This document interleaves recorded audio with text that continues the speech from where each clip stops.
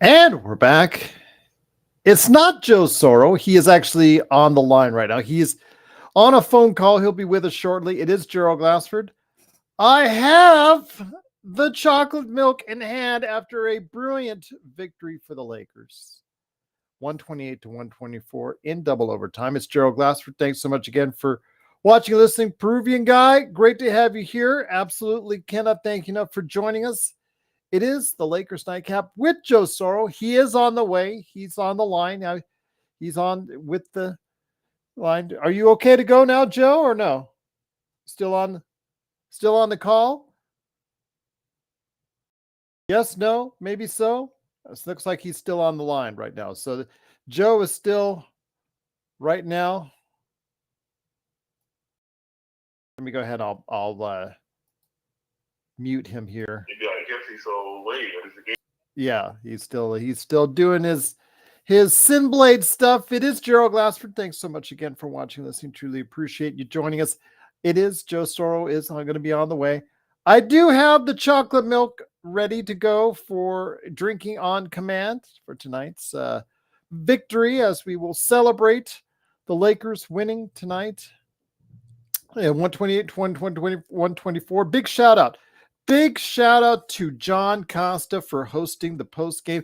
Big shout out to Stone Hansen for all day, virtually all. He was there early on, from 17 to 4. When the Lakers were down, he came in, provided you the great analysis for throughout the night. And L. Rob, give him a big prop for going ahead and stopping by for the post game. And of course, Laker Nick and Henry Hill of Courtside Lakers. Those guys, great in our coverage during playback.tv/ Lakers Fast Break. What a win indeed, JSJ. I've got the chocolate milk ready. A promise has been delivered. I did go to the store to go ahead and get some drinks on hand. So Joe is on the way. He's on a call on the other line, so he'll hopefully be with us here in a few minutes. He has had a terribly busy day. Big money, I'm assuming, for Simblades with a Y.com. Yes, we did have a good night, Frank. I was meaning to ask you, Frank, with the big victory on the road in Sacramento, I know, does it sting a little bit that THJ was a little bit a part of that, hitting some baskets in that second half? I just always, when it comes to Tim Hardaway Jr., I always know it's going to be something where, okay, he did well enough to stay in the lineup, stay in the rotation. It's like Taurean Prince for us. When he has a decent game, that means that he's now justified his place in rotation for the next 10 games. But it is the Lakers Nightcap with Joe Soro. Again, Joe will be on in just a minute. I've got my chocolate milk ready, ice cold, ready to drink. Yes, Frank, if he does help, then that's good. Absolutely. Just like with Russ Prince. If he does give you positive things out there, it's great. Like, he was terrible, Prince was, in the first half. Absolutely abysmal, like most of the Lakers were. But you know what? Later in the game, fourth quarter, it gave us some clutch moments. Overtime, helped us out there on a couple of occasions. So I got to give him credit for sticking with it, staying with it. The Lakers, absolutely give them a ton of credit. Coming in 128-124 with the victory. Absolutely just a thrilling victory. I had them done. You can go back on the playback. You can go, it's in the chat. I mean, it's in right there. I said it all. I said this game was over. This game was toast. Lakers are down by as much as 19. It looked like it was going to be, my gosh, it looks like it was going to be a rout. The Lakers were terrible in that first quarter. Lakers fan 24. Yes, I'm still in shock too. If you watched any bit of that all with us as far as playback is concerned, you know how surprised we were. Frank said, question, with this Mavs win, does this make you fear the Mavs more? No. Well, Frank, we talked about it on the post game. You might have been on when we talked Mavs, but we were on the post game. The guys, again, did a great job. I hopped in there last minute. And one of the last questions that Stone Hansen asked was, who do you fear most out of the Golden State, Sacramento, Dallas, Phoenix quadruple play-in thing. So I suggested I said Dallas. I said the team I would like to play would be Sacramento. I know that sounds crazy because AD has been dominated by Sabonis, but I'm still not convinced of Sacramento, their experience or lack thereof in the playoffs, because they've only had one playoff run. So I'm, outside of Harrison Barnes, they are not a really experienced team. So I'd say Dallas would be Dallas would be my number one of those four teams that I would be fearful of. Then I would say Phoenix, because KD and Booker can light it up at any time.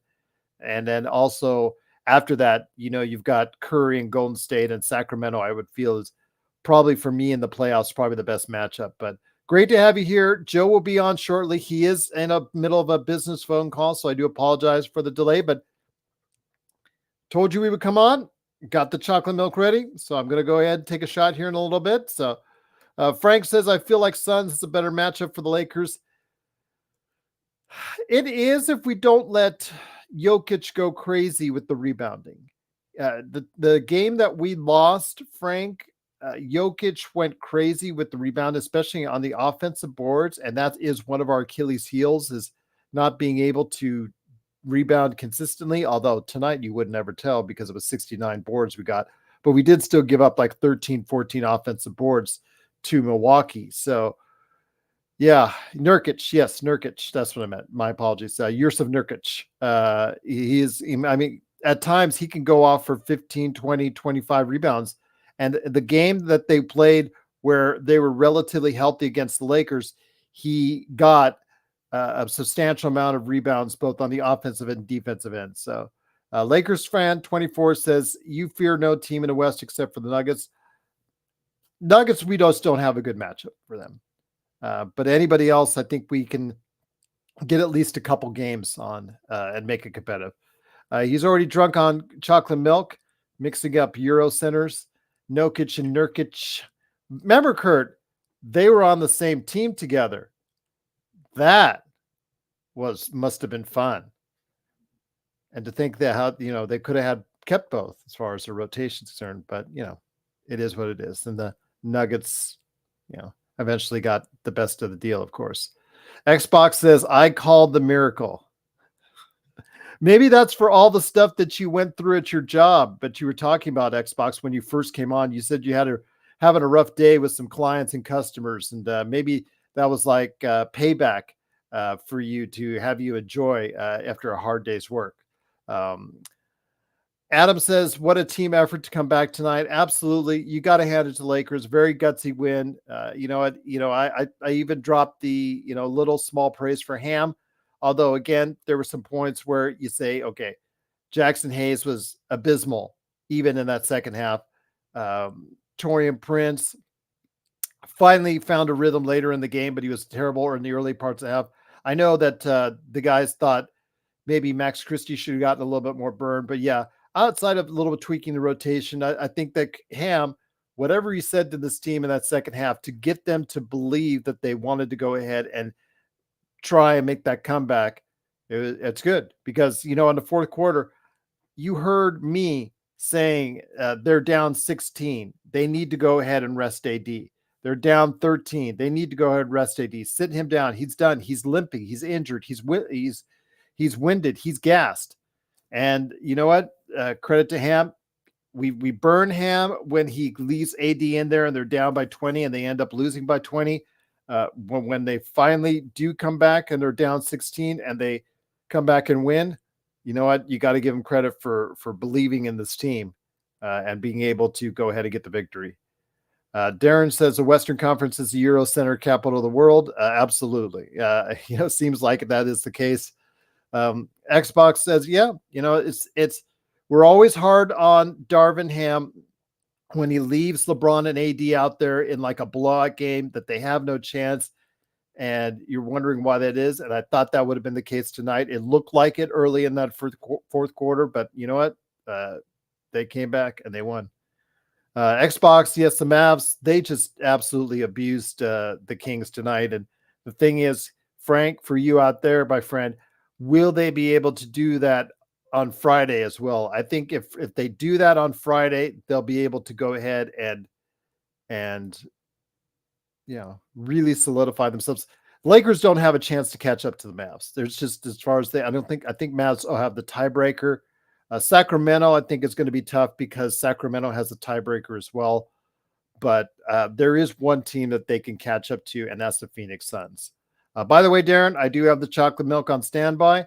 I was waiting for Joe Soro to get it. He's actually in my studio now, but he was on the line. He's on a phone call, so he has been on it for a little while. It's actually pretty important. It's Sim Blade's business, so he's when you're talking about the dollars, you got to go ahead and make sure you take that call. But it is the Lakers fast break, so Joe will be hopefully joining us here in a second and in a few minutes. It is the Nightcap with me, Gerald Glassford. I'll give you a little taste right here. Here we go. Taste of victory tastes good. I'll tell you what, the milk of victory tastes good. Absolutely. Frank said Lively and Gafford are very good center rotation is what's causing teams problems. That's why, Frank, I was kind of I was leaning towards Dallas as the team I don't want to play out of the 4 teams because they do have bodies.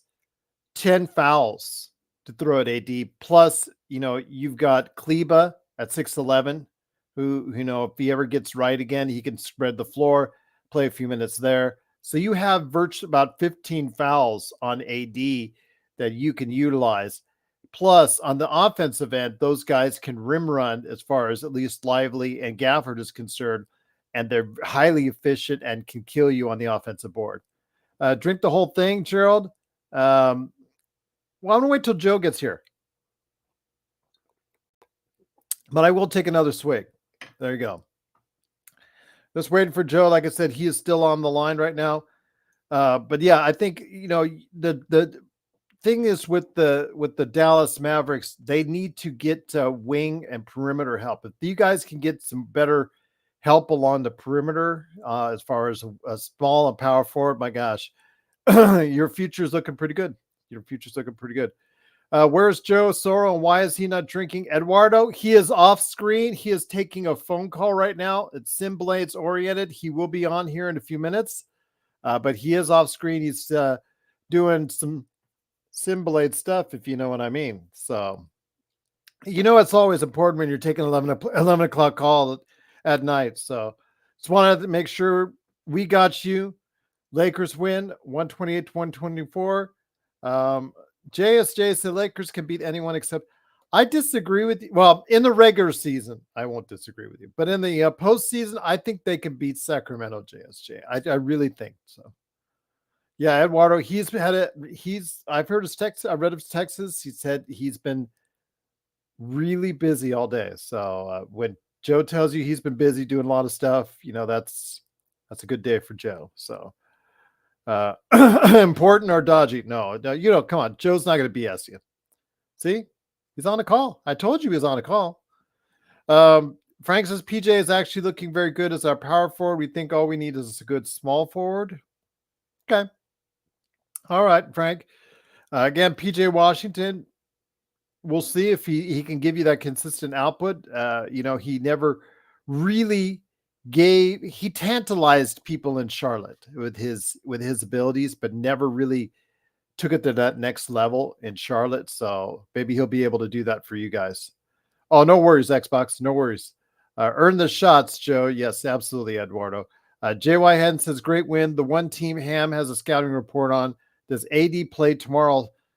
That is the question, JY. We've seen him beat up. We've seen him with his eyes, busted open and swelling up. And we've seen him limping around, and he plays the next game. So we'll see. I do want to compliment him because he passed Kevin McHale on the NBA's all-time blocks list. He is now 30th on the NBA's all-time block list for AD. So congratulations to him. I don't know how far he'll get up as far as on that list. Maybe he'll get in the top 20, even top 10. You never know. But it is the Lakers 128-124 with the victory. Kurt Affairs says, I'm guessing AD is out for Memphis. He was really grimacing in the fourth quarter. I would probably lean that to be the case, especially with LeBron coming back. But Lakers are going to be gassed going into Memphis tomorrow night. And this is what we worried about because there's only 3 days off the entire trip for the 6 day road for the 6 game road trip. So it's gonna be tough. Xbox says Joe be calling Rob to take his job and get rid of.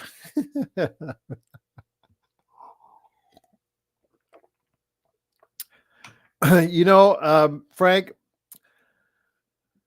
I will say this. I'm going to give credit to Reeves tonight. Reeves probably had one of his best defensive games on the perimeter. He really handled Lillard well, but Lillard is the type of player that he can play because Lillard is about 2-3 inches smaller and not as athletic. And he has lost a step, it looks like, because what you saw tonight with Austin Reeves, he was playing really good defense on Lillard. And we've talked about on the show at nauseum how bad the defense for Austin Reeves has been.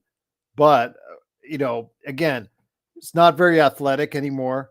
He has lost a step, it looks like. And then, he is 2 to 3 inches smaller. So it makes it easier for Austin Reeves to guard him.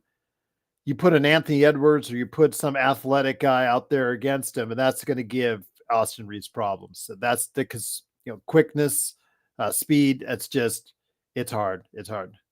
Darren says GD Bus interview on the CBS. She's starting to look a little older. Maybe marriage did that to her. I don't know. Maybe marriage has done that to her, Darren. Could be the case. Daniel says we own Milwaukee. Go Lakers. Great win. Absolutely. Yo. Frank says, but Reeves are blown by everybody so much. Yeah. But Frank, if we've talked about it on the playback before, and you've been on when we've talked about Reeves's defense against athletic individuals that he's playing. He has a lot of trouble, but someone like Lillard, and they don't execute good screens to get Lillard open. I noticed that tonight. They don't really execute those well for him to get him clear looks. And that's kind of maybe on Doc Rivers and the coaching staff. And maybe I would take the playbook from Golden State and utilize that as far as to get Damian Lillard better looks because he can still shoot. What's up, Omaris? Great game by the Lakers. Very lethargic. Oh my God. Yeah, it was a lethargic start. Absolutely. I said you could hear me if you play it back on YouTube or Facebook. As far as that, you can hear me clearly telling people that this game is over in the first quarter when they were down by 17-4. I'm not going to sit here and run away from it. I said it because they looked awful. Anybody out there, they looked as bad as they have looked all season in that first 5 minutes. Absolutely terrible. It was just disgusting to watch, and I thought they were going to get blown out by 40. Really, I just thought it was going to be that bad. But credit the Lakers; they clawed their way back. They were down double digits when they were down 16 in the fourth quarter. I thought it was over. I thought, why are you still have AD out there? Why are you still playing AD? Look, he's limping. For God's sakes, he's out there. He's gassed. You brought him back after only gave him a 3-minute rest coming into the fourth quarter, as far as from the end of the third quarter to the fourth quarter. And I thought, man, what is Ham doing? He's keeping the starters. Oh, wait, the starters. What? The Lakers are coming back. What? Oh my gosh. Little did I know that the Milwaukee Bucks would do such a bad choke job. And I know Louis was in the chat in the post game talking about how the refs favor the Lakers once again because he's a Laker hater and and all that. But credit, I still like having him around the chat. I'm going to say the Lakers did not get the good calls tonight. I mean, start off with Giannis. That was a travel on Giannis that late in the game that should have been called, and it wasn't. There were not one but 2 and 1s that they took away from the Lakers. Yes, I know the Lakers got over 15 more free throws. So I shouldn't be complaining too much about it, but there were still clear opportunities to make calls by the refs and they blew it. And that favored the Milwaukee Bucks. So I don't want to hear it on the refs' calls tonight. Curtis Fair said refs made some bad calls. D'Lo, obviously. Yeah, when they smacked, you got a good point. When they smacked D'Lo when it went out of bounds and they called it out of bounds on D'Lo, smacked him on the arm. Absolutely. They hit AD on the head, and when he had that slam dunk, that putback slam dunk at the end of the first quarter, they smacked him on the head. Didn't call that either. So, yeah, exactly. He needed a passport. Absolutely. He needed to get some Samsonite suitcases. That's for sure. But it is, of course, the Lakers fast break. Lakers nightcap with Joe Soro. So, told you I would be here. I'm going to chug a lug the rest of this in honor of you guys out there, in honor of the Lakers win 128 to 124. So I will chug this down on air for you.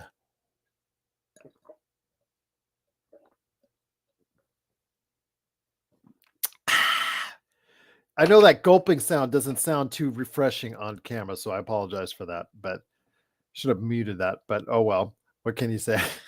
It is the Lakers. Well-deserved 128, 124. Darren said, Gerald, let your hair down. Oh my gosh. I have not been able to do that for quite some time as far as let my hair. I know figuratively you're saying, but I do miss the days where I could let my hair down back when it was a different color and a different length, that's for sure. But Daniel said we don't need Braun.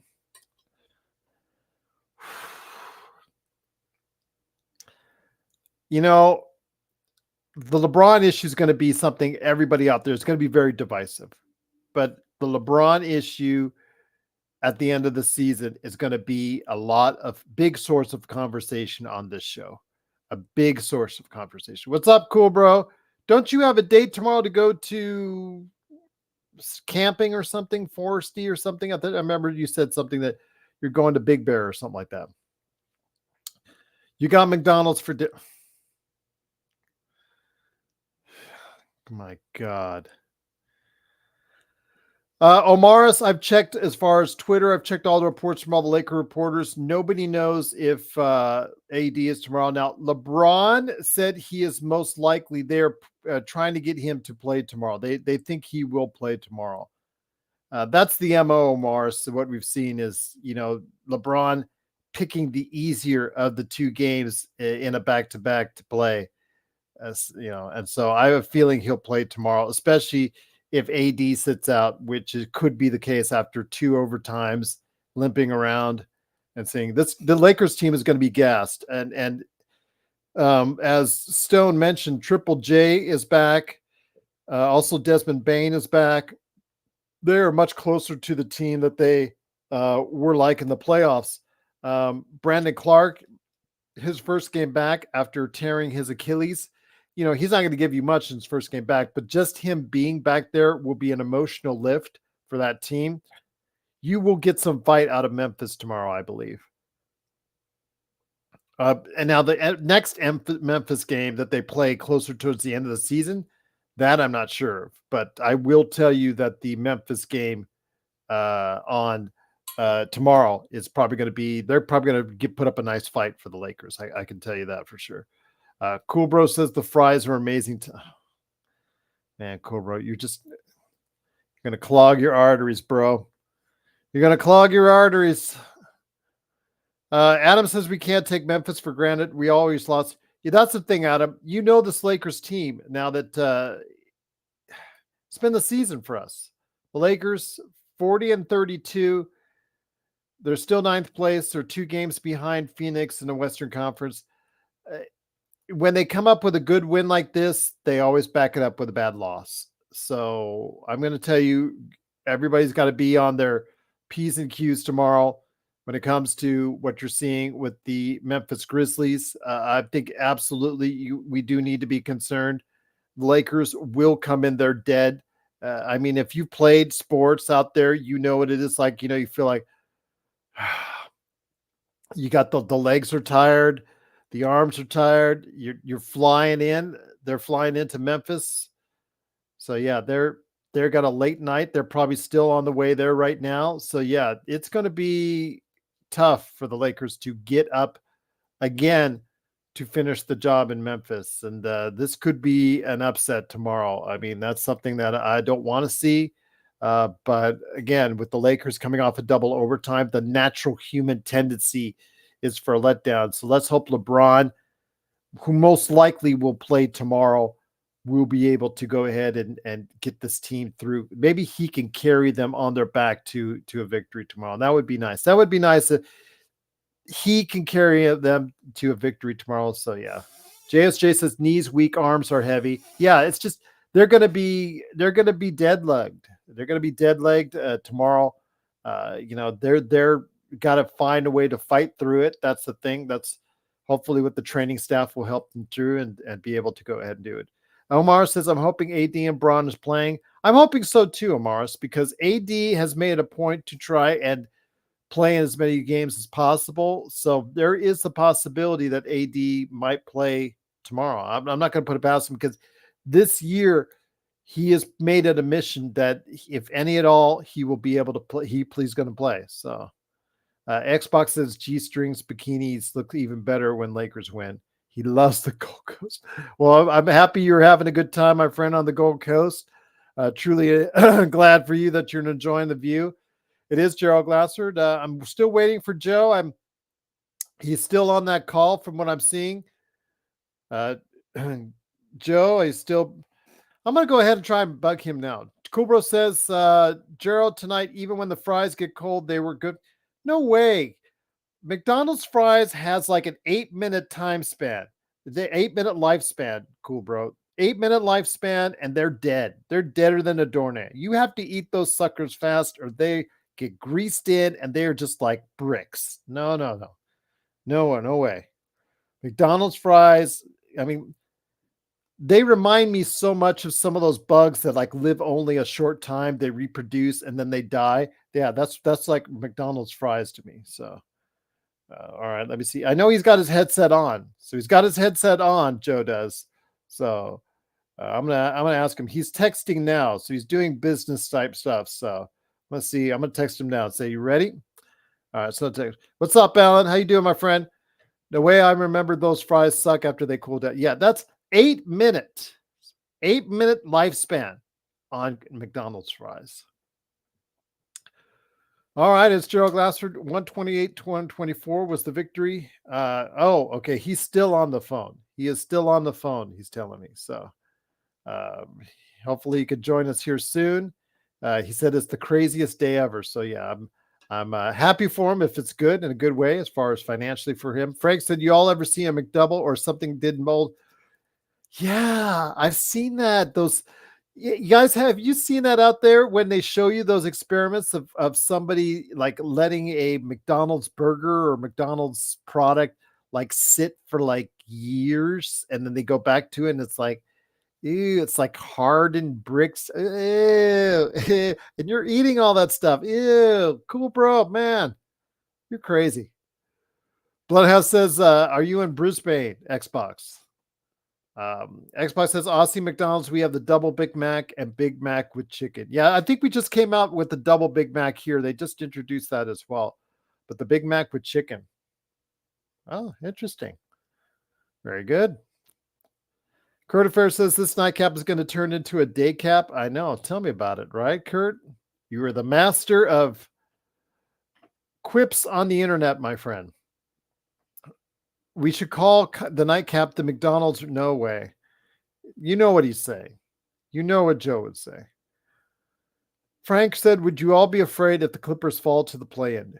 No, Frank. The way the Clippers are playing right now, I would not be scared of them at all. They are playing absolutely terrible basketball. They're backing their way into the playoffs right now. I don't think they will not get to the play. They're still what?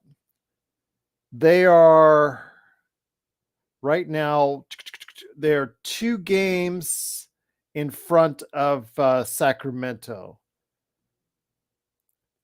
That's a tough task. Clippers have played pretty badly to get to that point. I don't expect them to continue to play that badly. I do expect them maybe at this rate to fall to 5th because they're still in 4th place. I expect the Pelicans probably to go ahead and move up one slot before all is said and done. But I do think that the Clippers will not follow the plan, but I wouldn't mind playing them. I don't think it would. I think that would be very much of a even stalemate or leaning towards the Lakers. As far as the crowd is concerned, even on the Clippers home games, there would be a Lakers home game. So I think, and plus you wouldn't have to travel. So that would be really good for the Lakers. Kurt Affair says, I'm impressed by what Houston is doing without Sengun. Remember, they've got 4 of their rotation players not playing right now in Houston. Jalen Green needs to be a baby daddy more often. I'm worried, though, Kurt, that he's going to get the rep that he plays well only in the second half of the season, because that seems to be a trend. I was listening to the Low Post, and they noted that, and I was looking, and then so I was like, made me think. So I looked it up, and sure enough, he always plays better the second half of the season. So it's starting to see trends in his career, maybe that he needs to try and work harder on in training camp to avoid. Darren says, cool, bro. The Angels struck out Ohtani a couple times. You know what? If that might be the highlight of their season, Darren. The Angels are only predicted to win about 72, 73 games. Yeah, that's not good. Darren said, yeah, not getting Gafford was not good. Yeah, that's for us. Frank, more power to you. That was a good pickup. It's turned out to be really well for you guys. And it's something that we could have really used as well. I mean, that's the one really bad thing that stood out tonight to me was Jackson Hayes. I thought Jackson Hayes was absolutely abysmal on both ends of the floor tonight. Did nothing for you out there. He was just a body. But the Lakers don't have anyone else with size that can get in there. So what are you going to do, right? I mean, Christian Wood is out. I don't know. I think Christian Wood's, he didn't say he's out for the season, but looks like he's out for the season. Colin Castleton, I don't think is coming back. So, yeah. Kurt Fairson, would you have done that Jalen Green picks for Mikal Bridges trade? Ooh, yeah, there you go. That would have been a very tantalizing trade. I mean, Jalen Green's a streaky player, and right now he's on a good streak. So absolutely. Xbox says, "Oh man, oh man, you guys are so mean to Cool Bro, but he is eating some garbage. I mean, you might as well put dog food in there. McDonald's, man. I said I only touch a McRib like once every 2-3 years, man, and that's it. That's good for me. Although the soda, if you want a soda, I guess that's their soda is pretty good there too. Xbox says Ham doesn't play him consistently. I don't blame Hayes. At least he's available. Yeah, Xbox, but you see his awareness. It's hard to play him consistent minutes because he just, as a rim protector, he doesn't protect the rim. He just gets caught on pick and rolls so much. He gets caught and unaware on screens. He's always flat-footed. He never contests shots, or he's always a second too late. Or when somebody goes driving in for layup, he's always on the wrong side of the rim. He's just not very defensively aware. And yeah, Frank, he's still got a lot of career to go. Frank Gafford is again. You've got 2 good 7-footers, both under 26 years of age, and yeah, your future's looking bright as far as those 2 guys are concerned. Alan says Alan's right. He does stupid stuff. The one thing Hayes is good at, he is good on the pick and roll as far as offensively. He does set the screen well and rolls hard to the basket. And so he makes himself available for lobs. The problem is he just can't do anything else right that I've seen consistently. And I'm not even saying consistent. He can't even do things right inconsistently. Blocking shots, you don't see him blocking many shots for a guy that's 7 foot and has that kind of athletic talent. He doesn't get you many rebounds.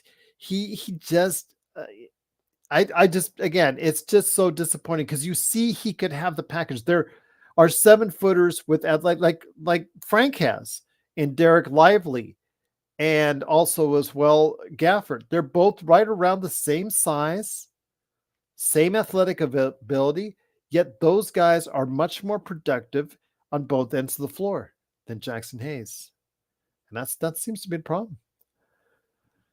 Well, that's good. Cool.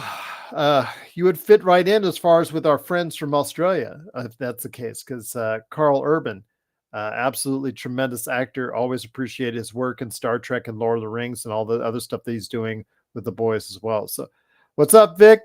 Great to have you here, Vic. Shout out to the Philippines. ¿Cómo está? I hope all is well with you, my friend. Salamat for being part of what we're doing here at the Lakers Fast Break. It is Gerald Glassford.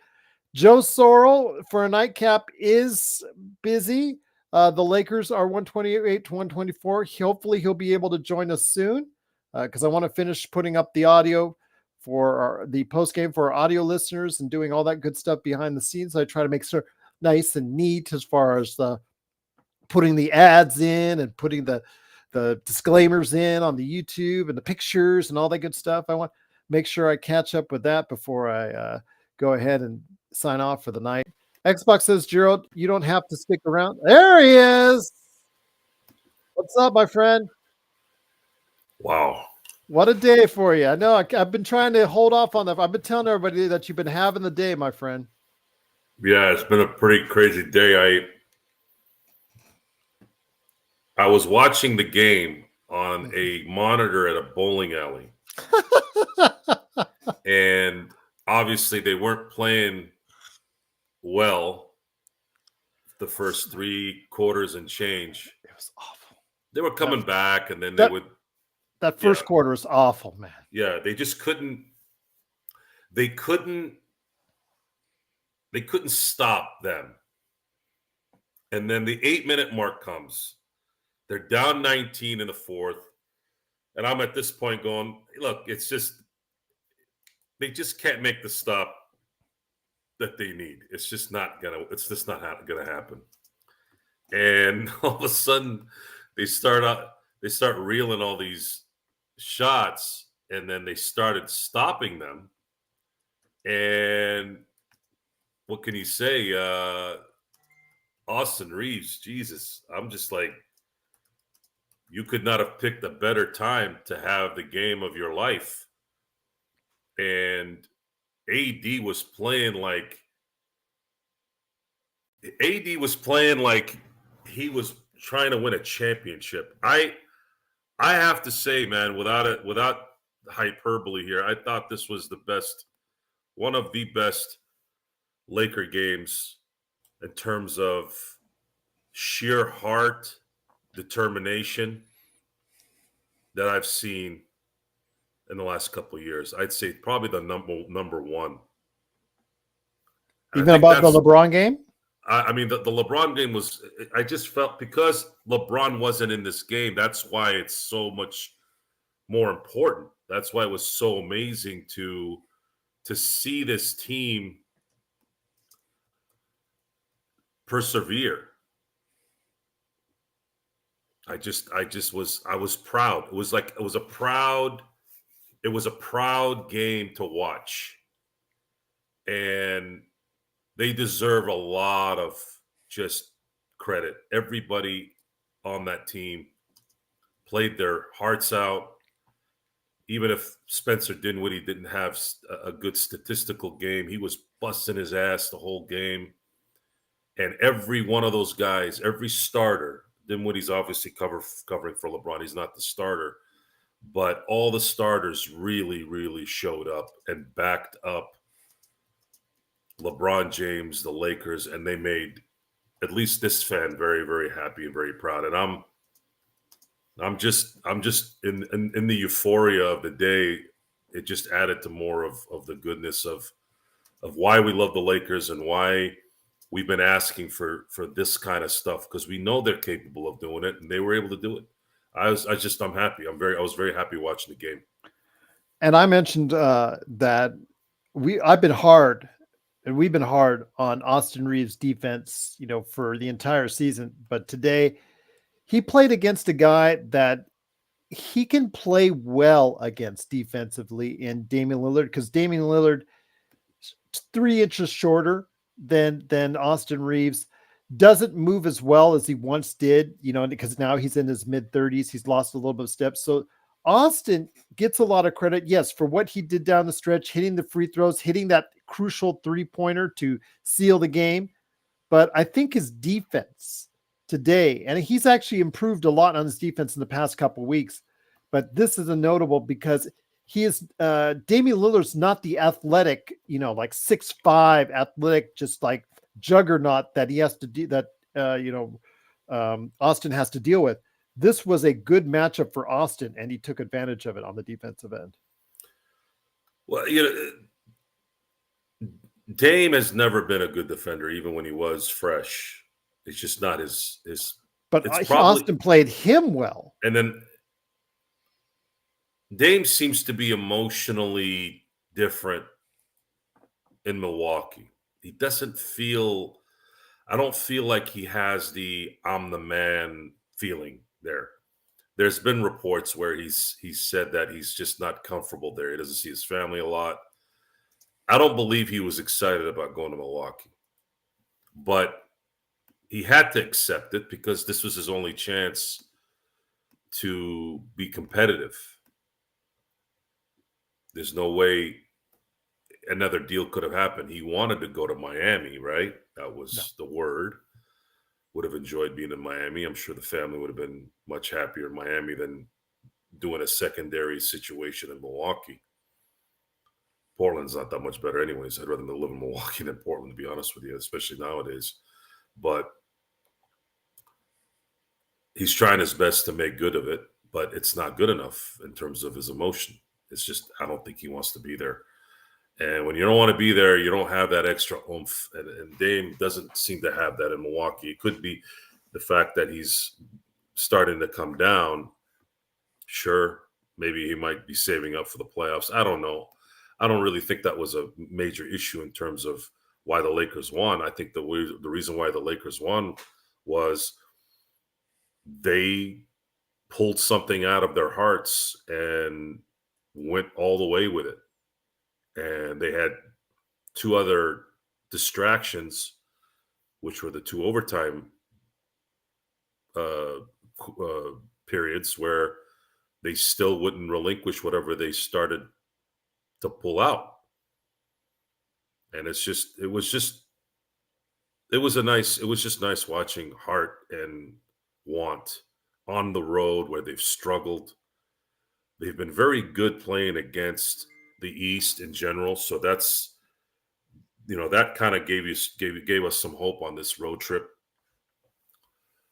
And the Lakers have a winning record now without LeBron. They're 6-4. Well, they had a winning record before the night started, but they would have been 500 if they had lost. They should have lost this game, but they didn't. And that, to me, is what championship teams do when they're on the ascent. Usually, that's what they do. They do things like that at the right time, and it builds momentum. Usually, it's probably during the year when they're still trying to find themselves. Right now, it's kind of late in the season. I feel very comfortable tomorrow should LeBron come back. If anything, I think maybe they said AD. That's the thought. I think they'll be gassed, but with LeBron there fresh playing, it could be I think AR is fine. He's young. I think Rui's young. He's fine. D'Lo's young. He's fine. AD is young, but boy, career minutes played, 34 points, 23 rebounds, 4 blocks, a game-saving block. I screamed in the bowling alley when that block happened. You couldn't really see from the angle of the camera, but I had a pretty good feeling he had blocked it, and he did. So I screamed, and I was just like, yeah. I don't know what it is with the Lakers and the Milwaukee Bucks. Lakers seem to like to block their shots in the last second shots. They did this a few days ago, or a week ago or so ago when they beat them in LA. And then they go into overtime, and usually that's a home advantage, but not tonight. Tonight, the Lakers made the right plays. They made the shots when they needed to, and they were clutch as hell. And Austin Reeves had the best Laker game he's had since he's been a Laker. Just happy. I'm just very, very happy. I would have been happy tonight even if it hadn't been for what's been going on my side of things. I was very, very happy. So eager to come on to the show, but I just couldn't. I had phone calls, I had meetings, networking stuff going on. I was at a bowling alley talking to people in bowling for a couple games. Even won wine for having the most points. So for my nightcap, I'm sorry for those who came here and I was late. I will be here tomorrow, and we will make up a lot of time then, hopefully for another win. And it feels really good that the Lakers have a very good chance of starting this very, very rigorous road trip 2-0. That right now is also to the excitement of this win. Well, we'll see because they've let us down before, so we'll see what Hey, happens. I don't want to hear that. No, I'm not gonna let you talk like that. Don't say that shit. Every time something good happens, oh well, they've let us down. No, they're not. No, they haven't really been letting us down lately. So cut the crap already. Focus on this game. Allows them now to go in tomorrow and win a back-to-back game. They should beat Memphis. And LeBron's going to have a nice little break here that he's going to come back tomorrow and know that when they beat Memphis, they start this road trip 2-0, which means they have to just win 2 of the next 4 games to have a successful road trip. That's a hell of a way to start the road trip, because this should have been a scheduled loss based off of LeBron not coming or not playing. What does it say about the team that they came back to win tonight? Well, it says that they have heart, they care about winning, they're professionals, and their performance was grade A, which is why we hold them to a higher standard. If this was Rob Sacre, Ryan Kelly, Adam Morrison, a rookie D'Angelo Russell, and a second year, technically first year broken leg Julius Randle, sure they're gonna stink. I put Adam Morrison. I probably shouldn't have put him in there. That was earlier, but this is a team that has talent. The starting lineup has talent. They don't have a lot of depth, but this starting lineup is good enough to do what they did tonight. And they did this without LeBron. That's really good. They were able to take the second seed in the East and bury them in the end. They couldn't make a shot. Milwaukee looked like they were tired, especially in that second overtime. All they were doing was shooting threes. They couldn't get the ball down low. Giannis couldn't do his little 1.5 step from the 3-point line layup. Are you sure it isn't 5 steps? Kind of look like it. His legs are so long, you can't tell. Oh, he was traveling. There was one play he was traveling. He traveled a few times. But there was one play. The only thing bad tonight was LeBron's beanie. Everything else was great. Should have seen Jared Vanderbilt's beanie. That was worse. But I will say that, yeah, that was with the Lakers not getting the calls tonight. There were 2 and 1s that they didn't get. And you knew that was going to happen. Yeah. You knew that was going to happen. Actually, you're gonna hear that a lot with Rick Carlisle in Indiana. After the Lakers go on a 2-0 run, he'll call a timeout. But that's what great teams do. You focus on the job. Forget about the refs. They continue to make stupid calls. So be it. However, because the Milwaukee Bucks are a jump shooting team, they still shot 13 less free throws than the Lakers. I'm sorry, 15 less. As a matter of fact, they actually were terrible at the line. They missed six free throws out of 17. And the Lakers were phenomenal. They were 93% from the line. A lot of that is Giannis. They didn't shoot particularly well, too. That's the amazing part about this game. They didn't shoot well from 3. They were under 40% from the field. Most of their shots were from that 8-minute in the fourth quarter and beyond. That's when they started making their shots, and their defense clamped down really, really well. That was a great game. Absolutely a great game. Absolutely Fantastic enjoyed it. finish. I absolutely enjoyed it. I didn't really watch three quarters, I'd say vigorously, but I'd say I watched a quarter plus 2 overtimes focused and invested in what I was watching, and I was very pleased by what I watched. Again, even the times where they weren't playing well, they were climbing and and then Milwaukee would hit a shot and it would just even back out again. D'Lo and Austin were terrible in that first half, and also Dinwiddie. All three of the starting guards were terrible in that first half. We counted, was that like 3 out of 17, 3 for 17 in that first half. I think we did. It's really the first quarter was really bad. They were outscored by double, and then they essentially played even in the second and third quarter based off of their points scored. But D'Lo got caught in the third quarter, and that's what really started it off. And then the fourth was the big one. The fourth one was they held Milwaukee to 13 points. They went on a 14-2 run at one point, which was just. This is the second time I've watched them do this in the fourth quarter. Last one was against the Clippers. Gives you a little bit of hope that they can sometimes turn it on, especially on the road. On the road, down a star.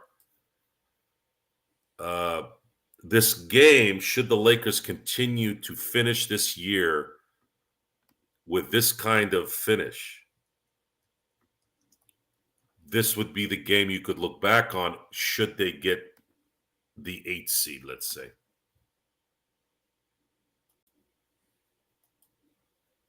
That's what you have to look forward to in terms of what may happen. Yeah. They get the 8th seed. I don't think they're going to get the 7. I think they're too far there, but you get the 8th seed. Now you give yourself a little bit of a shot to just play one game and then not have to worry about 2 games. But you're still wondering if it's going to be Oklahoma City or Denver. But enjoy this next 10 games, I'd say, before you start thinking about that. West is good. West's got a lot of good teams, Omar. It's just that simple. It's every team you look at in the top 11 teams, they've all got quality players, and then you see why with Houston going on such a hot streak, they could pull it out ahead of Golden State. And if that's the case, they're taking Stephen Curry out of the top 10, out of the play-in, and that's crazy to think that a healthy Stephen Curry led team won't even make the playoffs. That's a clear possibility. Their mojo's gone. Steph is a lone ranger on that team. Draymond was finished even in the year they won a championship. Clay, no matter how hard he tries, cannot move. He can't get any lift on his shot. He can't move laterally. He can't get to the basket with any jolt or consistency. He's half a Clay. The Golden State Warriors need to go into this offseason understanding that they're going to have to let Clay go. And on top of that, you got to trade Draymond Green. Did you see that play tonight? I did not. I did not see anything anywhere. Okay. Today. He did it again where he it was just a common foul, they called it, but yeah, he bent Patty Mills into a different direction than it usually normally goes. Yeah, if this league or these players want to fix a problem, if a player wants to fix a problem with Draymond Green, they're going to need to knock him out. There's some people out there, and this goes for anything. They don't learn their lesson. When you don't learn your lesson, when you can't be talked to, when you can't be yelled at, and you continue to endanger people, you need to get popped right in the nose. Not here, not here, not even here, even though this could be a knockout shot. I'm talking about right here. I know that sounds violent, but I guarantee you, If someone popped that mother in the face, right in the nose, he would stop doing this. Suspensions, you could suspend them for the next 10, 15 games. It's not going to work. He needs to get popped. He needs to feel pain. Now, you're going to risk getting fined and kicked out. But if you're making 15, 10, 12 million dollars, I think you'll be okay. You'd get a badge of honor. You could probably maybe get some endorsement money from it. Maybe get some free Mike Tyson Punch-Out games to advertise. Who knows? I don't know. But that guy needs to get popped. He needs to get popped, and he needs to get popped bad. And that's the only way that's going to solve that problem. Sorry, folks. Just one of those things. Seen those kind of personalities a lot in my life. And when you pop the balloon, when you pop the bully goes away, finally. It's just what it is. Frank says there's a clip where Draymond tried to push Meta World Peace around earlier in his career, and it clearly didn't work out. I guess Meta World Peace didn't want to have anything to do with that, because Meta World Peace, even though he was on the decline at that point in time, was still Meta World Peace as far as physically, and that's an individual who I think who could handle himself against Draymond just fine. Yeah, Ron, I know he was bad. You know what, crazy, but I never really thought that. I always felt like Ron Artest just had like Mike Tyson. Their emotions were delicate, but they were still good enough. They had good enough a heart to understand that they're not going to go there. They're not going to go to that level of psychosis. I never felt that with Ron. I don't know why. I just didn't. I think I always felt like you could talk to Ron and say, Ron, you know, I see what's going on. Let's see if there's another way. And I always felt like he'd be a guy to try to do the right thing.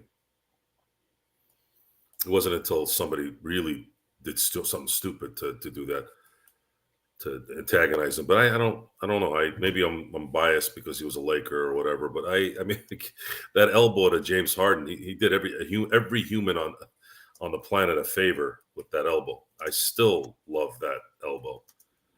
I still love Bynum's elbow to JJ Barea. Call me an a-hole, call me jerk. Why do they keep showing the Kevin McHale clothesline on Rambis like there's some badge of honor, yet I can't enjoy Bynum putting his elbow in JJ Barea's face or throat or chest? So what? He irritated him, he retaliated, and that's it. It's sports, it's emotion, it happens. No one got taken out for the year or whatever. So that's it. Draymond Green needs to get popped. And if I'm Golden State, I trade his ass to, I don't know, Orlando. They're playing good defense in Orlando. I think Orlando could use a veteran like that, maybe with some tenacity. Could bring some tickets to Orlando, and maybe give them a little bit of. Maybe they could get a second round visit in the East. It's not as difficult in the East. Maybe he might be that veteran jackass that could help them kind of maybe win a series in the first round. Who knows? All I'll say is, Frank, yeah, if you saw that footage tonight of him, almost like a chiropractor and straightening out and bending back Patty Mills, almost breaking him in two, was, just, I don't know, Draymond with his antics. I have a feeling there's just going to be another big one, and then that's going to be it. That's got to be it. The league is finally going to have enough when he goes off the rocker again. I think there's just one more big burst, either a punch, a kick, or something Draymond's going to do that's just going to be just way over the top again. And then the league will have to make the call whether or not they're going to give him like a 1-year suspension, at least. Sure, yeah. I guess maybe that might help. But does Silver have the nuts to suspend him for a year? I think he's going to get a lot of heat if he doesn't. I'm tired of Draymond Green. I've been tired of him for years. I think he's a joke.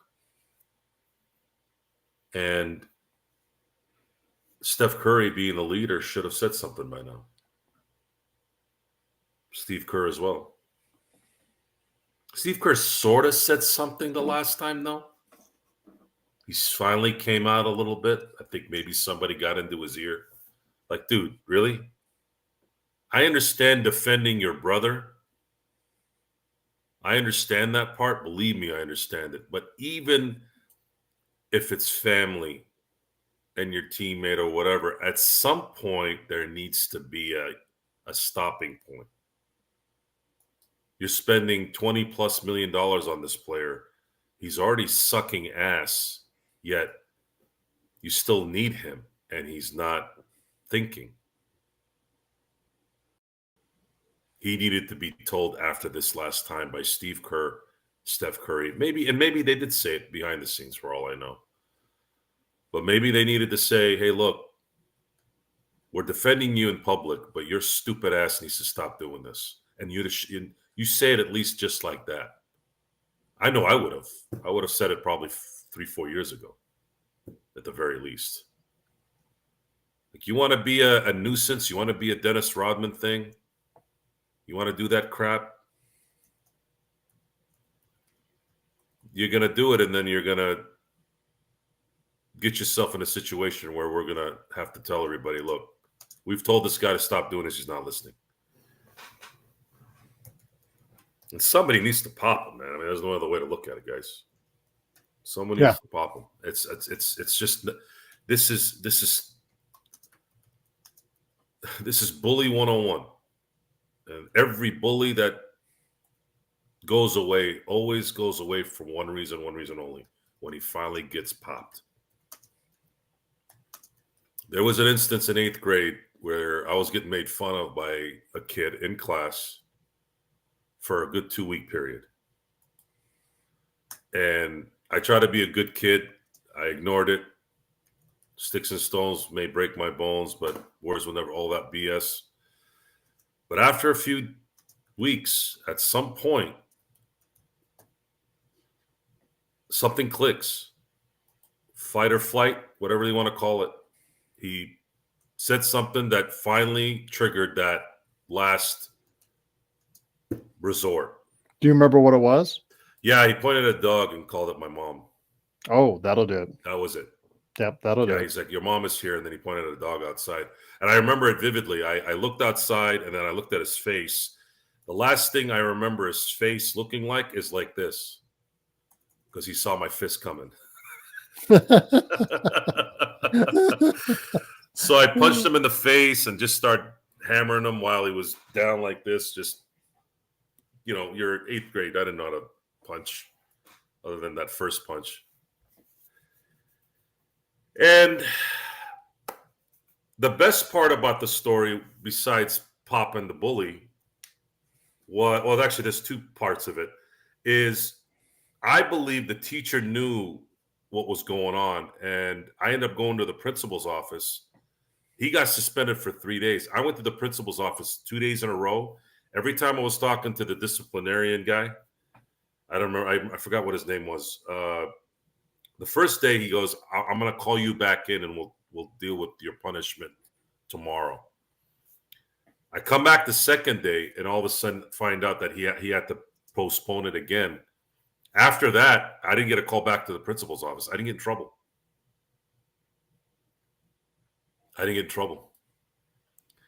So I think my teacher went to bat for me. This was a substitute teacher from my first teacher was pregnant and ended up going on maternity leave halfway through that year. And this substitute teacher that was finishing up the year with us, I think she might have said something to the officer like, look, this kid was getting made fun of a lot, and he finally broke. It wasn't his fault. He finally had to defend himself. I'm just guessing. I have no idea if that's how it worked, but I didn't get in trouble. He got suspended for 3 days. Then that bitch, I'm playing basketball nearby because I lived in a small town, so everybody kind of knew each other. I'm playing basketball, and his brother, who was a couple years older, and his friend, I remember I was playing basketball, I'm shooting, and I could see 3 people riding their bikes. It was pretty far away, but I could see them. I saw him, and then I saw his brother, and I saw his friend. And of course, that piece of shit stood there with his bike, what was like 50 feet away, 100 feet away. And then his brother and his friend come in like, you got a problem with my brother? And I just kind of looked at him and said, not anymore. And that was it.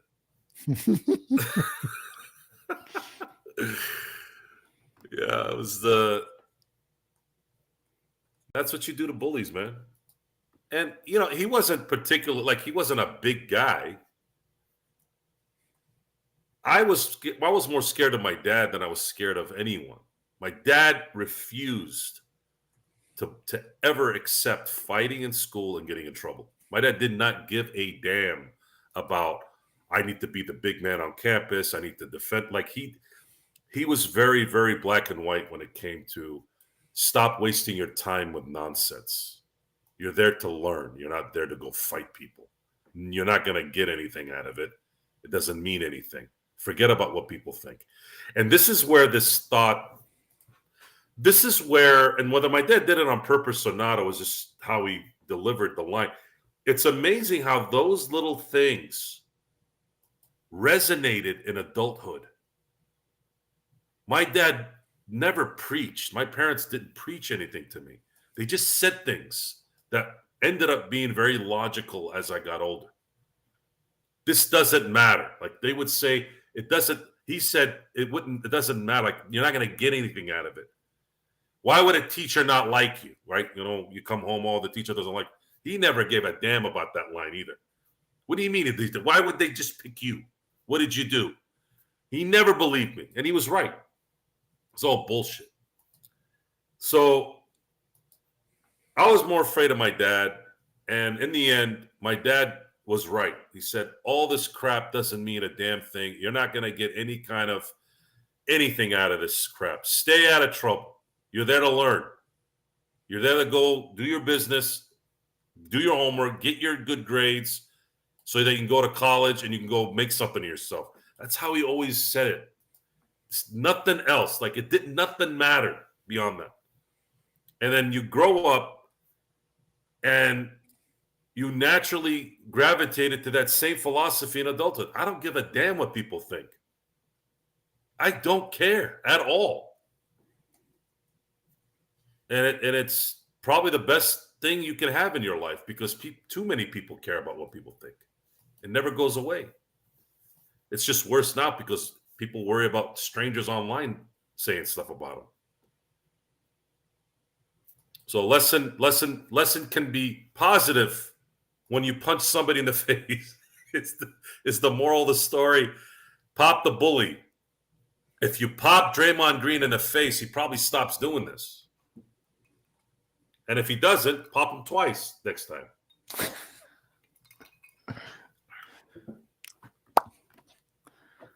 Just like that. Yeah, that's a good story, man. That's a good story. Yeah, it was. So he never bothered you again? Oh, I never talked to him again. Never saw him. Never talked to him. Never got messed with after that ever again. And again, even in high school, as I got bigger and more confident, it still was never. I just wanted to chill, just do my thing. I got more vicious as I got older. I got more brave as I got older. Confidence kept growing. So, lesson of the night is don't be a coward. Sometimes you got to bite the bullet. Bag of Dragon says, "Pop the bully like Anthony Davis's knee tonight." Well, we'll see. I mean, I think I think bump knees or like right above the knees. Got a Charlie horse, possibly. The bump of the knees is an irritation, is really what it is. Well, it was right above the knee, right Yeah, above that I shoulder. know exactly what it is. It's that in between the ligament and the kneecap. I hate that. That pain is just. Uh, we talked about this a few shows ago. Ray Allen in Game 2 of the 2010 NBA Finals when he went ape, you know what, and hitting the threes. He was coming off a screen. I can't remember what quarter it was, but Ron Artest hit him with his knee right like above the knee. I think it might be above the knee to the side a little bit. And Ray could not get enough lift the rest of the series. So that thing can be an irritation if you hit it right. But I'm glad you brought up AD here. I got to say something about Anthony Davis. I know that he should be playing like this because he gets paid to do it, and we want our players to be strong and deal with pain. But I have to say, this season, as much as we dealt with all this crap, he's proved a lot. He's proved that he's let the noise affect him enough to where he's turned it into a positive. He's played with pain. He's played in games that he probably shouldn't have been playing in. Well, he's made it a mission to play more games than any Good. other season. And I wanna say you gotta. I don't want to give him too many props. That's what he's supposed to do. However, it's still for someone who's not used to having that kind of like to switch from being soft to being someone who's playing through pain, through injuries, and still being effective. I'm glad you're doing it, AD. I'm glad you're doing it. That's kind of as far as I can go. And I'm glad you're doing it and you're being as good as you are when you're healthy. That block, that end of the quarter block was just that was beautiful. He was phenomenal tonight. He got back into the conversation of the defensive player of the year tonight. He's probably not going to win it, but he got back into the conversation. And get a big shout out to AR and D'Lo for after a terrible first half. Like I was talking about, 3 for 17 along with Dinwiddie. Austin with the triple double and D'Lo with 29 and 12 himself. You know, when you get that kind of production, Joe, and again, the defense on Damian Lillard by Austin Reeves on top of it. I mean, you can't ask for much more than that. You really can't. You can't ask for more than what we saw tonight. Yeah. I don't care that they had a bad first quarter. We know that you're going to be humbled and you're going to not play well sometimes, but it's how you respond. And I've seen little by little here and there the last few weeks where they'll screw up. AD will screw up a play. He'll get this nonsense turnover, and then he'll come back in the next play and hit a three. That's all we're asking. We know there's going to be mistakes. Everybody's human here. Everybody messes up. But when you can make up for it,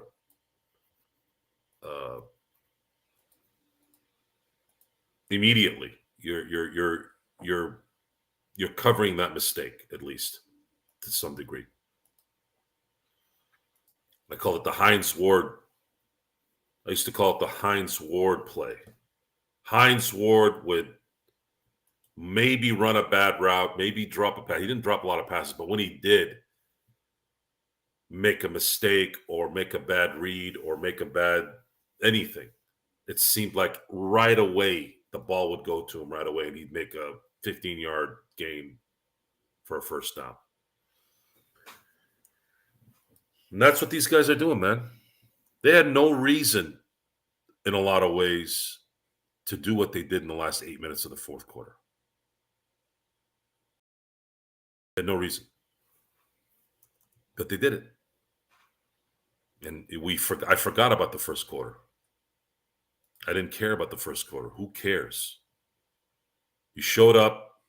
Austin Reeves had the best Laker game he's had. D'Angelo has been playing like an all-star since January 1. AD played like the great player he is. I mean, come on, 34, 23, 4 blocks.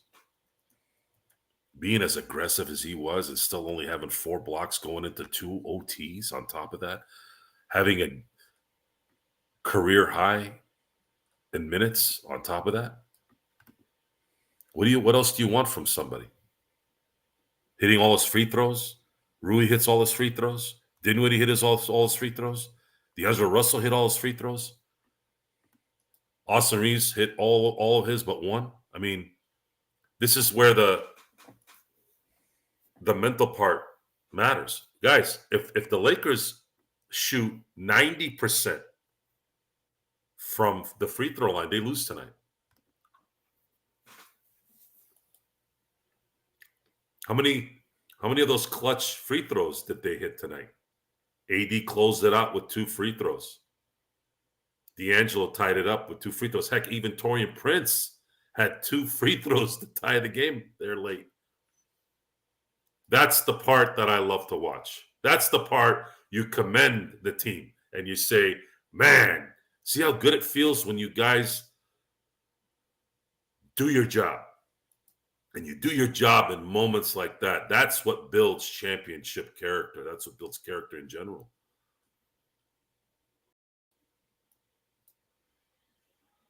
That's a good stat, Kurt. I didn't know that. That's a hell of a stat. Yeah, I saw that reported by Dave McMahon. That is a hell of a stat. That's good. AD has done his job. AD has 10 more games to really do his job. If by some miracle they can get a 7th seed and maybe face Oklahoma City in the first round, things could get interesting. But the problem is they're going to need all 5 of their starters to carry this team where they think they might be able to go. And maybe have a Dinwiddie, maybe have a Taurean Prince throwing a couple things here and there, but they're going to ride this thing as far as they can go. They're going to need all 5 starters to do what they did tonight. They're probably capable of doing it. Just depends on the matchups that they have against certain teams. Denver's going to be very tough. Sacramento's going to be very tough. Dallas right now is playing on all cylinders, but I think if you can contain Luka a little bit, you might have a shot there, but maybe you might not face them anyways. They look good tonight. We're going to know here. We're going to know in about probably 8 games. 8 more games. And we'll probably know where the Lakers are going to be standing-wise. But if they end the season winning 7 of the next 10, let's say, they will have showed some character, some positiveness in that. Maybe if they can tweak some things this summer, they could add another player or 2 that could maybe give them one more run. I mean, what else are we going to do? Are we going to sit and complain all day, every day, for every game like we have? Well, we wouldn't complain if they had this kind of effort. And I'm not even talking about having this kind of effort for 82 games. How about 70? How about 68? I feel like they've only done this like 20 times this year. I'd like them to move that up a little bit, and maybe some depth would help that. So, Rob, get your thinking cap on here soon. We need more of what we saw tonight. Before we head on out, I want to hear your thoughts on Darvin Ham. Does he get any credit for this evening? I mean, what are you going to give him credit for? He rolled with what he had. He didn't really particularly have some kind of rotation set up where it would make sense. What he had tonight was he had players that he has be as effective as they could be. There's nothing there. It wasn't like he was running. He wasn't running against a highly potent offense that he needed to put certain defenders in there to limit that offense. You had essentially two teams doing pretty much the same thing, except AD had a little bit more post presence than what the Bucks had. Kurt, is Darren going to Big Bear? I thought it was Cool Bro going to Big Bear. I thought Cool Bro was headed out tomorrow. Go to somewhere like that. But if it's Darren, be safe then if that's the case. We're keeping him awake because he keeps dozing off. But Darren keeps dozing off. Yeah, he is. He said he has to hand it us because it's we're up 12-20, but we're still excited. We're still jazzed from the game. So. And I was late here, guys. Again, I'm sorry I couldn't make it today, but I will be available tomorrow. I have a better schedule tomorrow, but today was a pretty epic day. El Rob was here. Big shout out to him. Stone Hansen with me from the first quarter on. Big shout out to Alan. Alan Gervais was with me all the game. Frank was on early on. Big shout out to Frank. He was on with me early in the game. Then he switched over to Dallas, of course. That's his team. But Alan was with me the entire time. Big shout out to him. Laker Nick with all the polls. I guess Henry Hill stopped by late in the game in the double overtime. Big shout out to those guys. And then, John Costa for hosting the post game tonight. Yeah. And Joe's busy. Joe's got to do his thing. So more props to Joe on a great day too. Well, I'll tell you what, guys, something's happening soon. Something's happening. And today was the sealer. And I'm not going to tell you exactly what it's going to be because I want to surprise everyone, but some good stuff happened today. And your boy's going to build this thing that we have here with those resources. Remember when we thought, Alan, in the first quarter, the game was over? We do that every game, don't we? When they're down 5 points. They were down 17-4. And Stone comes on right when it's 17-4, Joe, and he's like, "Hey guys, what's going on?" I said, "This game is over. It's 17-4." Alan was agreeing with me because we thought, and they were down by the 19 points early, and it was just they played as bad as you can play in that first 5 minutes. And as I said, it was rough.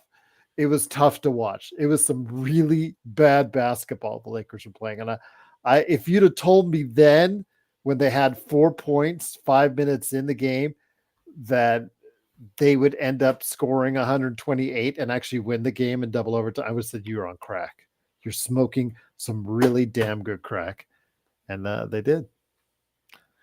And Alan was with me. We were there, we were talking to each other, and this game's over. Why are we here? Why are we putting through ourselves? Even in the fourth quarter, Joe, when the fourth quarter started, the Lakers fell down by 16. I was like, why are you keeping AD in? He's limping around. He comes back in only on a 3-minute rest, and they're down 16. And you're saying to yourself, why are they got AD still in the game? All of a sudden, started to get closer and a little closer, a little closer. And I'm like, man, Milwaukee with the choke job tonight. So, yeah, it was good. Was it a choke job, or was it the Lakers coming back because they sacked up? The reason why I say it's a choke job is because I think it was in the first or second overtime. They really got off to a good start. Milwaukee did. They executed like 5 straight possessions in a row. They were really executing well. And you say to yourself, why didn't they do this in the fourth quarter on the Lakers? If they'd have just done that, they would have had the game easy. So I just think they lost focus. They took their foot off the gas. They just lost focus, and the Lakers just kept playing, and more credit to them for staying with it. And once that snowball started gathering some steam, going down the hill, it got larger and larger, and you just couldn't stop it.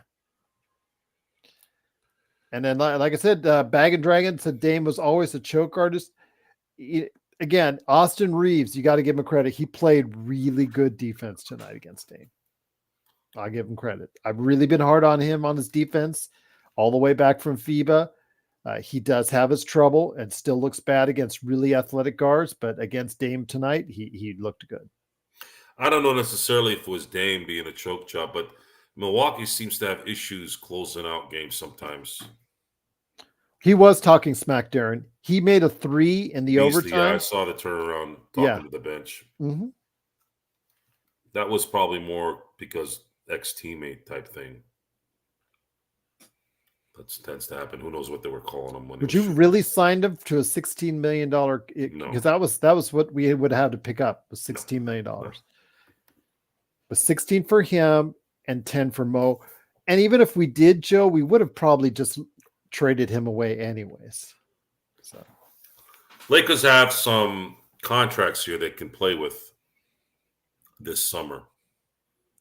I just don't know if there's going to be a third star that they can bring in and keep their depth. Well, they don't have depth right now. That's the problem. So anything would be an upgrade at this point. They're going to have to use Jared Vanderbilt's contract, Gabe Vince's contract. And looking at those contracts, what is Jared Vanderbilt's making? What, $12 million a year? I think 11-ish each year. So you got to take those two contracts that are in the 23 million range, 24 million range, let's say.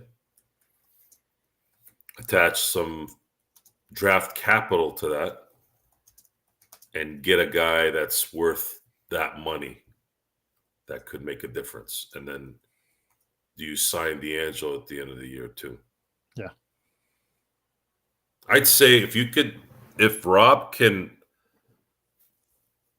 pull a magic trick and get a really good player for Gabe and Jared Vanderbilt without relinquishing Rui, AR, and then re-signing D'Angelo, that would be a good start.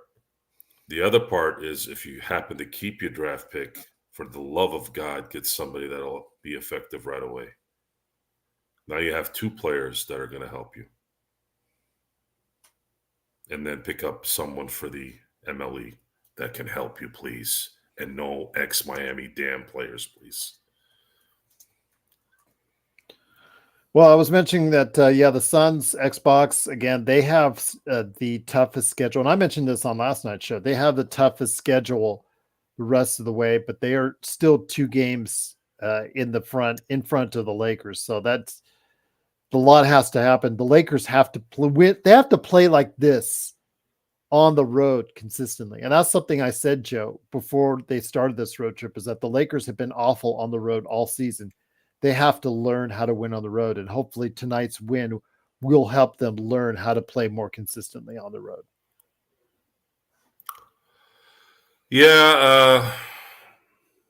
I don't know if the word learning is the right word. Well, they're 13-20. They need to. I don't think it matters. I don't care what happened 10, weeks ago or whatever. I think you need to stop thinking about those things. And if you want to go by history, then they are now 17-9 against the East, or 16-9. Sorry. You're right on that, Frank. The Suns are a terrible fourth quarter team. So, yeah, they're actually, I think, one of the worst fourth quarter teams in the NBA. So get the win tomorrow. Get the win tomorrow. And you are sitting very, very good on this road trip. 2 steps in. You have 4 steps after that. I think it would be comical if they ended up going 6-0, but you do better your chances at maybe possibly going 5-1.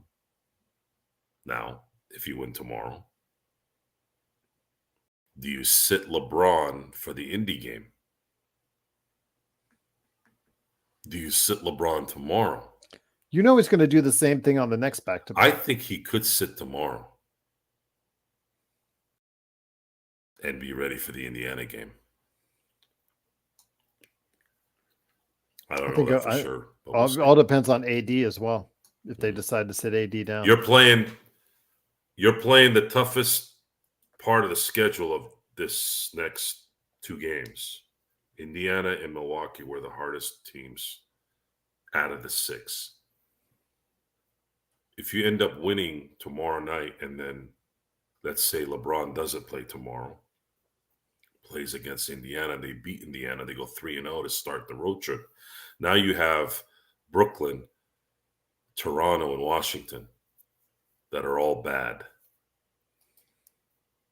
You have a chance to make a run here at that point. Then all this, you go from 12-20 on the road, and in 6 games going to 18-20. That's a drastic change. And I'm thinking out of the box here a little bit. I'm thinking about the psyche of the team on what that would do for them, should they do it. I think it would be a boost in confidence, a boost in ability at that point. It would be huge. I think it would be huge. I think it would change our perception of the team currently. I don't think it's going to happen. I think 4-2 has always seemed the way it would go. But man, if they go 5-1, that's a hell of a run. Go 6-0. I think they're putting themselves in a position where they can guarantee themselves a playoff spot instead of having to worry about the play-in. And Gabe may return as early as sometime in this road trip. That's the word that we got earlier today. Really? Yeah. That was the official word, is that he's not with the team now, but here's a possibility he could rejoin the team and actually get on the court by the end of the road trip. I would just wait until the Lakers till he comes back. Personally, I just don't see the need to go ahead and bring him out there with Dinwiddie and all that to taking up his minutes. But I don't know. I really have no feeling on how that's going to play out. You're asking a guy who's missed essentially all the games to have NBA stamina this late in the season. Yeah, I agree. Not going to work. Vando has a foot issue. Feet don't heal unless you don't play for a while. I don't know if he's been out long enough for that to be fixed. That's a good question, Alan. Whose minutes does Gabe take? Christie played sparingly, I guess you could say that, but Dinwiddie, he sucked on the offensive end today, but he played pretty good defense at times today. So that's what of the guards, he seemingly plays the most consistently on defense of the guards right now. I think Dinwiddie is going to be in the rotation the rest of the year, no matter what. Yeah. And then you'll have Jackson Hayes come in for AD. You'll likely see Gabe Vincent back up D'Angelo more. It's so funny, though, if Dinwiddie does, when they get back up to health and Dinwiddie is still playing more minutes, the buyout guy over the guy that's, on the contract. It's out of necessity at this point. I mean, he played 42 minutes tonight. Yeah. Didn't shoot very well, but was the glue. He was a +8. I just think these plus-minus things are hilarious because Austin Reeves, who had the best game of his career, had a -2.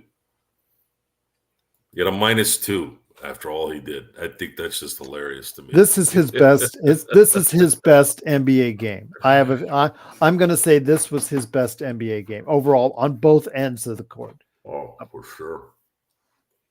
Almost a perfect game. Or at least best half. I'm going to say best second half. He played 48 minutes tonight.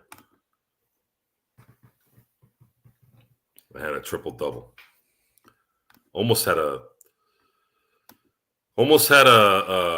30-point triple-double on top of that if you had scored 1 point extra. Cam played, blink if you missed it, Tyrone, but Cam played in the game. He was there for like 6-8 minutes, but yeah, they didn't find a reason to play him. He wasn't a good matchup. So they decided to bench him. And him and Christie, they were there for just like token minutes, and that's it.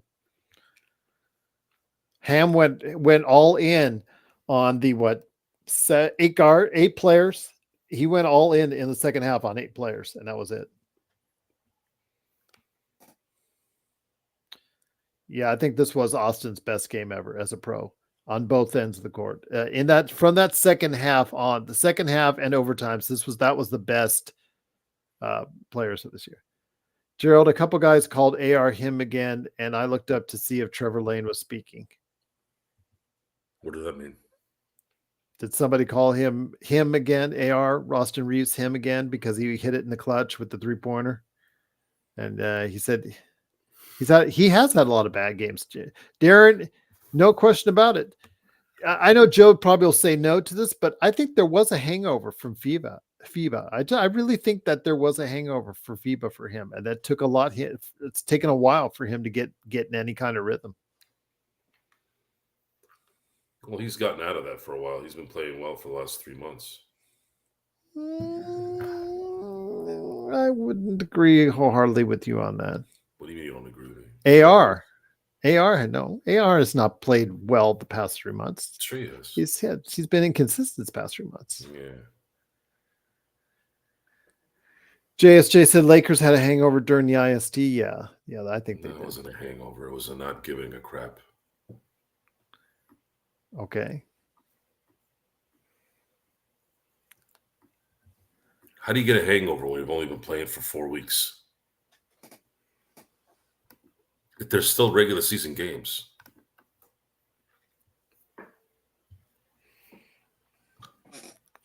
Hangover, you can say AR had a hangover playing this summer and getting his butt kicked on the defensive end. Just back to the American game. D'Lo wasn't making his shots until the new year started. I wouldn't say that's a hangover, but he just wasn't doing what he was supposed to do, but he did. So the request was made in the post game. If you had any upper shelf stuff in honor of the team winning tonight, upper shelf, as far as the liquor is concerned, for the Nightcap. Have some good wine. There you go. Set you at ease, get you arrested because it's almost time to head on out. It's 12:38. Yeah, I'll maybe pop one up tomorrow night. Might have some wine tomorrow. Okay. So you want me to send everybody off? I think so, because I think it's thank you, Xbox. Truly appreciate it. I want to thank everyone for being here tonight. Again, the Lakers beat the Milwaukee Bucks 128-124 in double overtime. The absence today was not in vain. It was one of the pivotal days of my business career. I have a few things going on in business, and it was a really good day. And tomorrow I will be available during playback and post and Nightcap. I'll pop a nice glass of wine for everyone. We can have a drink if you all want to drink a Nightcap. And the plan is to have Nightcap around 9 o'clock. I'll have Gerald set up the Nightcap time on that. And Tyrone, that 6 seed, they're not getting the 6 seed. The tiebreakers just don't fall their way, Tyrone. Between Dallas and Sacramento, they just don't have the tiebreakers for those two teams. They can still catch Phoenix, though. The only way they get the 6 seed is if they win out. Chance of having it. Oh, yeah, but they go undefeated. They would have to win out the next 10 games. Yeah. That would mean, and we said this at the All-Star break, if the Lakers win 50 games, they'll have the 5th or the 6th seed. So that means, I think that would be hilarious, though, wouldn't it? After all this, they end up winning 50 games. Well, they have a chance. They just have to win the rest of the games. I called 50 games in the preseason, but I didn't call them winning 50 games, winning their last 10 games in a row to do it. No. They lost 5 games this year that they had no business losing. They would be right now a 4th seed, just like the way we said it. They would be a game ahead of the Clippers at the 4th seed had they not lost those 5 games. They have the tiebreaker on top of that, too, with the Clippers. They beat them 3 out of 4 this year. So the Lakers had a chance to have home court in the first round as the home team if they win those 5 games. The schedule is a little easier now that they've played Indiana once already and Milwaukee. So the schedule does get easier. I think they have one more game against Minnesota, another Indiana game, but a lot of under 500 teams now on the rest of the slate. So, and New Orleans, they still have New Orleans for one more time. Right. And without Ingram possibly as well. Mm-hmm. So again, with that, I want to thank everyone for being here tonight. Sorry again for missing most of the day. I'll make up for it tomorrow. If you have any comments, any questions, please email us at LakersFastBreak@yahoo.com. If you want to hit me up directly, you can go on my Twitter under Joe Soro LFB, Instagram SinBlades_turf, or Facebook Johnny Blade. Direct message me, instant message me anytime. Until tomorrow, have a great evening. Thank you all for staying up late. I know some of you are far, far away. Sometimes it might be daylight, might be late, might be a little early. I don't know. Hawaii, Philippines, Australia. Thank you for tuning in. Gerald, thanks for covering me here, even in the first 35 minutes. And until next time, I'll see you next time.